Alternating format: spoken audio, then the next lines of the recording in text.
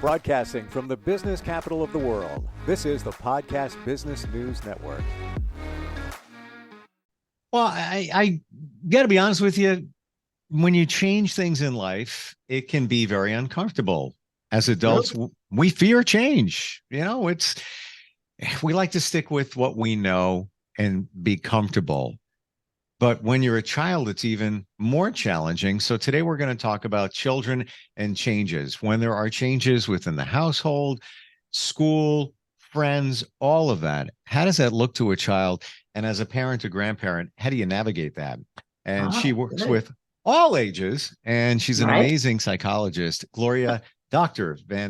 Vanderhorst. Gloria Vanderhorst is back with us. That's Gloria, welcome. fine. How are you? Thank you, Steve. I'm glad to be here again. It's fun to talk with you. You too. And I feel that we hit things from time to time that is, you're not going to find the information anywhere else, especially in, call it 30 minutes, but it's a challenge for children when changes come up, and it's going to come up no matter what it is. It could be a friend moves away. There's a change. It could be those are painful for children. You don't realize how painful those are for children. They emotionally shut themselves down.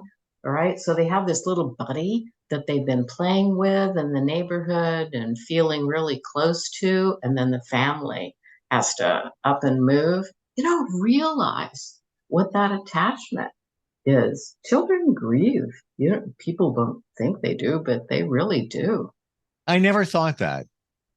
Yeah, they do. I'm not surprised, but I never thought of it that way. And then they shut down parts of themselves. It's like, okay, that's too painful.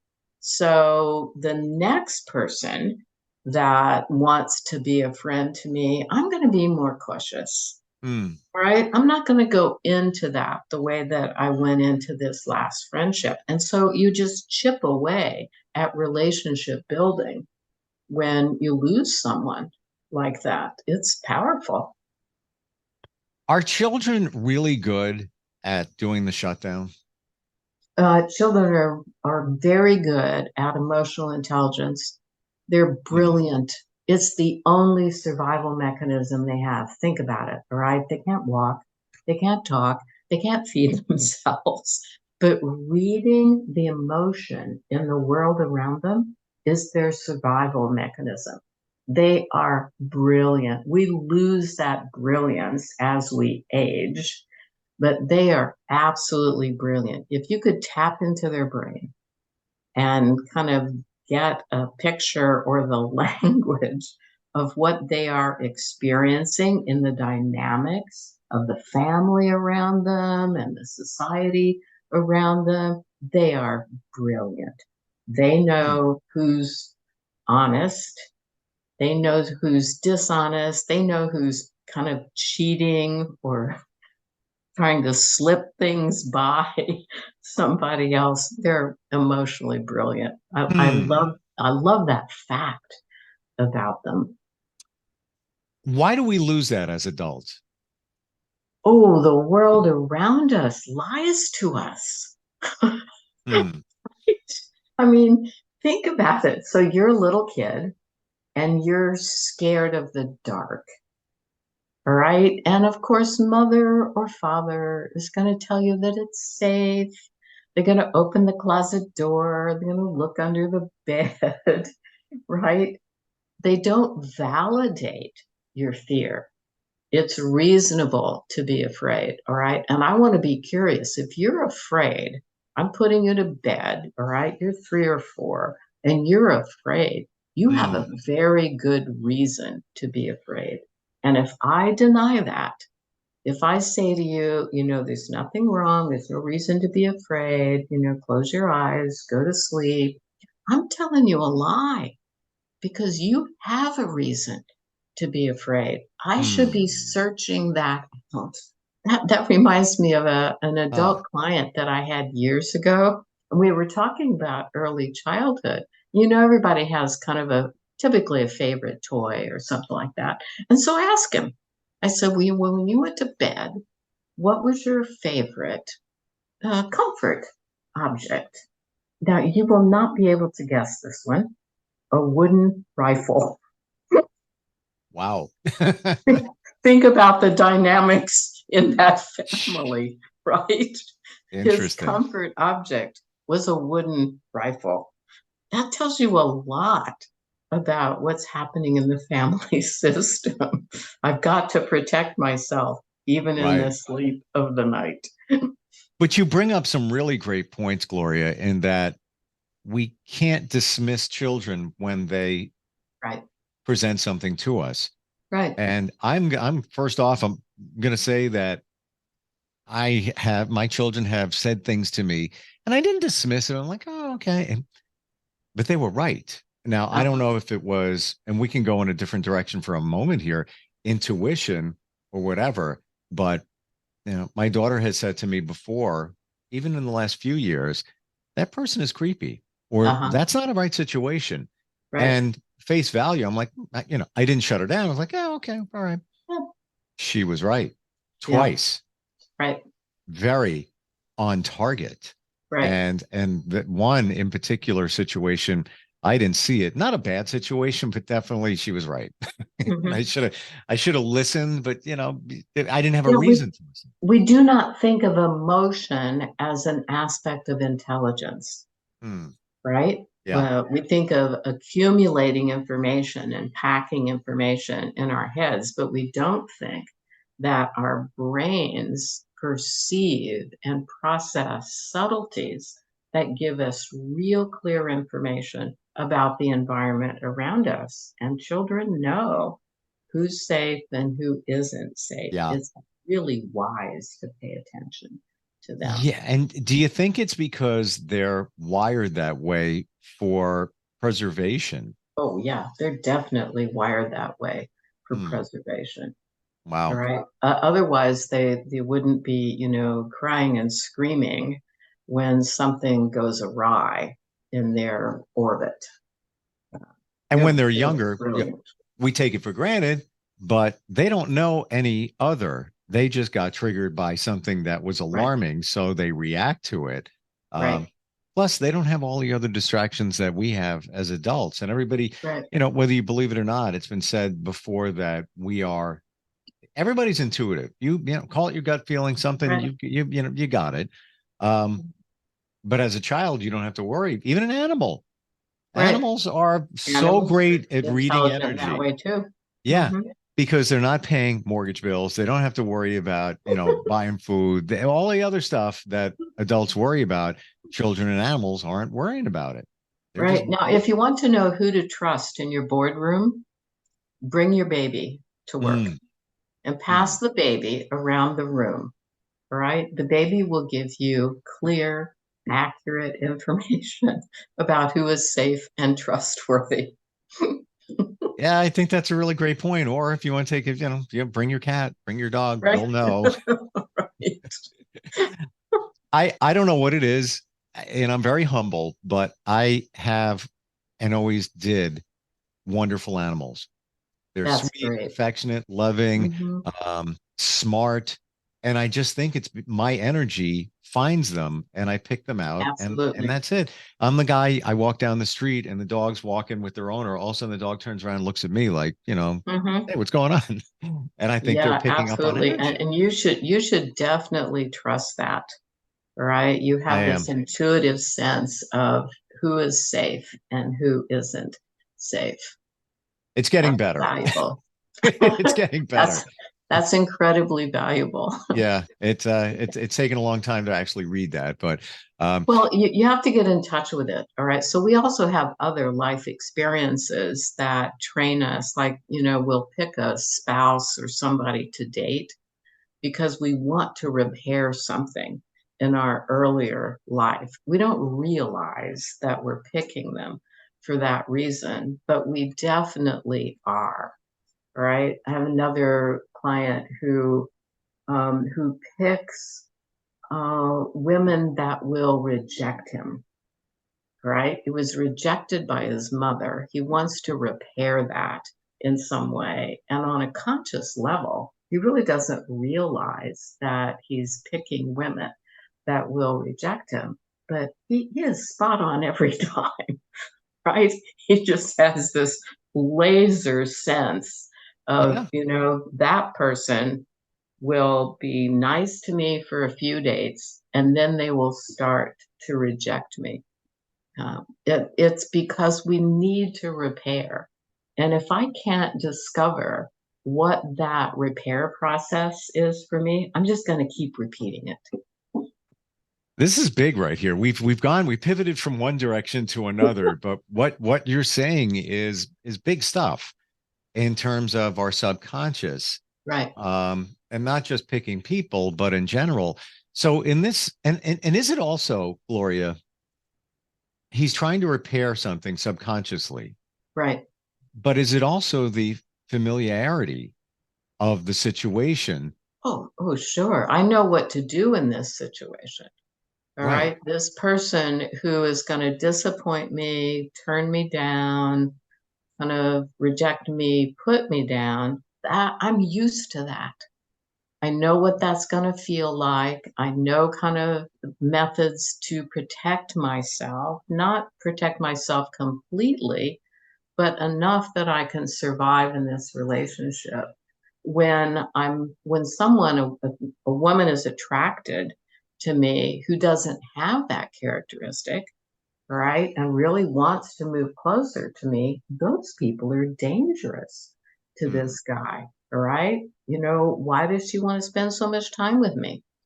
All right. Why does she, like the same stuff that I like? What's this about? What's going to happen next? It creates a sense of this is unfamiliar. And if it's unfamiliar, it must be dangerous, which is not true, Sure. right? I've got to uncover the original source of that connection, that pain that I have, and be able to separate it, kind of take that apart. I don't need to be rejected by mother over and over and over again in all of my other relationships. I deserve to have someone who enjoys me, who thinks I'm funny, who listens to my stories, who wants to hang around me. I deserve to be liked. I deserve to be loved. Do you know who she is? And please introduce her to me. Now, Sure. it's also a challenge too when two people get together and one of them is picking the other person for excuse me, their reason, and then Right. the other is, so now you've got two different dynamics going on, right? Yeah, but they usually fit together like great puzzle pieces, right? We tend to refer to them as lock and key couples. So one of them is searching for this characteristic, the other one is searching for the opposite characteristic, and they just fit together like a lock and key. Hmm. They're not good for each other, all right? They're eventually going to be Right. probably going to create distance and live a parallel life, or they're going to blow each other apart. Yeah. They're not really good for each other. But if you're busy trying to repair what happened to you in early childhood, you're going to be attracted to the person that you don't recognize as similar to mother or father, but they clearly are similar and they give you that opportunity to engage in repair. And, sometimes years will go by before you finally go, oh no, right? I married my father or I married my mother. And this is not going to work out. Mm. Yeah. A lot of times we can't figure that out. It Right. takes somebody like you to start peeling those layers back. And what you're saying in my, call it, experience, observation, is so spot on. It is like Yeah. the baseline for a lot of relationships, unless somebody has, and we all have trauma. We've all gone through Mhm. stuff. That's right. We're all healing from something, but Right. unless you figure it out, you're just going to keep repeating it and might Right. not even know it. Sometimes it's revealed. I mean, in Hmm. previous relationships in my world, I didn't see it so much on the other side, but now it's like completely revealed to the point where I have an ex Uh-huh. who is with somebody now that looks like her father. I Uh-huh. mean, It doesn't get any closer than that. If I showed you two pictures, Yeah, you'd be blown right. away. And same nationality, same hobbies, same Hmm. everything. Hmm. Were they seeking that in me? Potentially, but Potentially. Yeah, and then realize that you're not getting it right, because I'm not your father. right. And there you go. But yeah, Yeah, but it's that mixed that up. puts us back into childhood, right? We Right. do not do a good job of emotional education for parents or emotional education in school systems. We pretend Right. that emotion just really isn't that important, but it drives so many of our decisions and choices Yep. that if we started to pay attention to it early on, everybody would be much better off because you can make a change when you're younger much more easily than when you're 30, 40, 50, 60, 70 on That's up. 100%. And Mhm. even teaching children how to handle their emotions Mhm. could be so impactful, but it's not taught. Same thing Oh, with the it's not. parents. We don't, we started here. We don't validate kids' emotions, right? I'm Right. scared when I go to bed. No, nobody validates that, right? We tell them, well, there's no reason to be afraid, and Mm, the windows are locked and the door is closed, and you're perfectly safe here. Obviously, they're not. If they are telling you they're afraid, I want to dive into that. What is that fear? I want you to tell me more about that so that I can learn what's the piece of history hmm. that's kind of rolling through your brain right now that I had no idea created fear for you. I want to know what that is so that we can work through it and address that fear instead of just going, oh no, right? There's no reason to be afraid. That's huge. And most parents don't think of it in that term because, and we come from a great place. We just want our little one to be happy and Right. safe. And we know they are relatively safe. Yeah, they We're are. trying to convince them of that, Hmm. you're okay. Everything's fine. Don't worry about it. I'm going to shut the light off and you're going to go to Hmm. bed. I'm right outside the room and say, but in Right. their mind, no, no, no, no, we have a problem. No, Something's no, up. it's dangerous. It's Right. really dangerous. And so I want to be able to legitimize that, do some research with that little one, figure out what is it they're perceiving, because that's reality for Yeah. them. They're Yeah. smart. In that situation, what do we do? Is it ask questions? Is it learn what really is troubling them? It's a possibility, very strong one, we might not even figure it out. Okay, well, you may not figure it out right away, but eventually you will figure it out. Okay. But questions are threatening. Think about a situation where you're walking down the hall in your office, all right, and somebody asks you, "Do you know what time it is?" And you Mm, go, "Oh yeah," right? There's this little jerk of, "Oh, I have to give them the right response." All right, that's a little bit of anxiety. Questions are threatening, so mm. I try to teach people, parents in particular, to eliminate questions. So, I don't want to go to sleep. I'm scared. Tell me more. All right. Show me Mm. what's scary for you. Not why are you scared? Because why are you scared? A question like, what time is it? Demands a right answer. All right. And if I'm 3, 4, 5, 6, 10, there is no right answer to why are you scared. All right. There's a life Mm. experience that I could share if you give me the cue to, tell me more, keep talking about it. I'm really interested in what's going on that's creating this fear. But why are you afraid? Is a demand for a right answer. I don't have a right answer. So don't ask me questions. It's interesting how it's the opposite in terms of adults, because it's always been said one of the best things you can ever do is ask questions, ask lots Right. of questions of another adult. And that's how you engage them. Even if you ask them a question about themselves, of Right. What course, do you do for a living? right, Right. right. Where have you traveled? Right. Where were you last night when that thunderstorm hit? It was crazy, right? And Right. sure, everybody's got an experience, but it's quite the opposite when you're dealing with children. But we don't look at it that way. We don't think of it But that I way. would say even with adults, you want to make an effort to eliminate the questions and Mm. do that's interesting. Tell me more about that. Oh, I'd love to hear about that. Statements open people up. Questions narrow them down. What Is did it you do okay? there?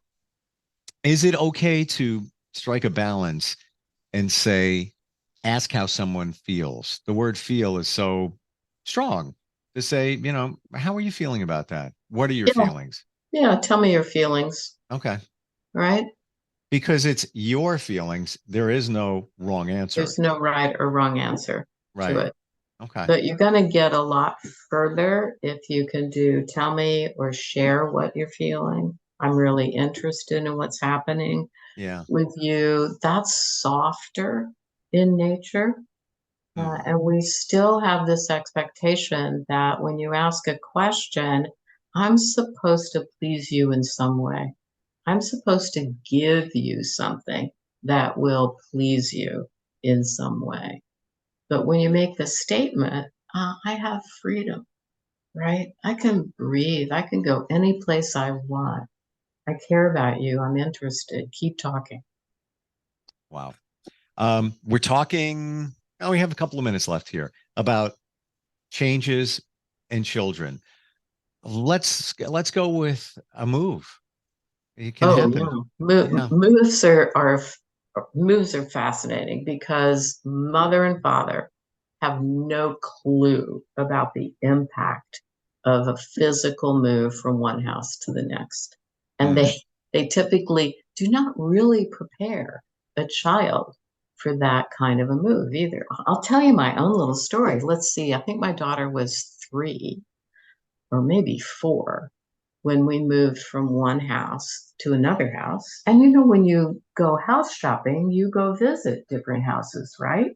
And sometimes we take her along, sometimes we go by ourselves, but she went to these various houses. And so the house that we bought was a house that had 2 children living in it, 2 children and a dog and their parents. And so she'd been through the house, and for some reason, she decided that we were moving, mother and father were moving, and she's staying behind because the house was already had these 2 children in it with their decorated bedrooms. And so she didn't want to move because it meant we were leaving and she was staying in the original house. So you have no idea what's kind of going through a kid's Wow. mind. Yeah. Yeah. It could be anything. It could be just an object that they Right, want to bring with them, but, right, you haven't identified it yet. right, Or I don't want to say something as simple as, but even setting up their room similar to the way it was, right. little things like that. Oh, that reminds me. I tell parents when you move, all right, that you tell your child that they can put the furniture in their room any place they want. All right. So Yes. you say to them, show me where you want your bed, lay down on the floor. If it's in the middle of the room, you put that bed in the middle of the room, right? Show Yes. me where you want your dresser, go stand where you want your dresser. If it's in front of the window, you put that dresser in front of the window. Uh-huh. Ownership of a space is so critical. Yeah. Right? And it's Yeah. so powerful for a child to experience this is really my space, and I've created the comfort that I want in this space. Even an So, adolescent, I had the yeah. similar situation with my daughter at 14, uh, not too long ago. And I let her pick out the furniture she wanted. I Uh-huh. let her friend came over for an entire weekend and they decorated. And I was Right. like, all right, guys, yeah, just do it. And I had to walk away. Let me tell Right. you, Just walk away. they did a great job. Sure. I mean, it was Yeah. amazing. And the one thing, this is, give them creative license. When I was moving, I'm in music. I've been playing music on the radio forever. I had to get rid of a bunch of records. And I put them at the curb and at my old house. I'm driving down the street and I see my neighbors walking away. Hey, thanks for the albums. I'm like, yeah, don't have time to sell them. Well, wouldn't you know it, my daughter grabbed a bunch of them. Good. Like classic artists like Fleetwood Mac, right? Billy Joel, Doors, classic stuff. She doesn't even know who they are. And she and her friend found one wall, found my screw gun, and put them on the wall. And they came out fantastic. That's great. And they were just into the artwork, but that's what I'm saying. Give them creative license, set them free. And emotionally, it's a positive thing too, where they can express. It's very, very positive. They take ownership of that space. It's a sense of belonging. We all need the sense of belonging. For sure. It's basic. I'm glad you belong here with me, but we're out of time. Okay. Talking about moving, we have to move on. All right. Your website is your name, right, Gloria? That's right. It's www.drvanderhorst.com. So it's www.drvanderhorst.com. Always great insight. And it's funny. We start in one direction, we pivot into another direction. Right. It is loosely connected sometimes, but it's all stuff that we travel around. Yeah. Thank you so much. I appreciate you. You are welcome. Enjoy your day.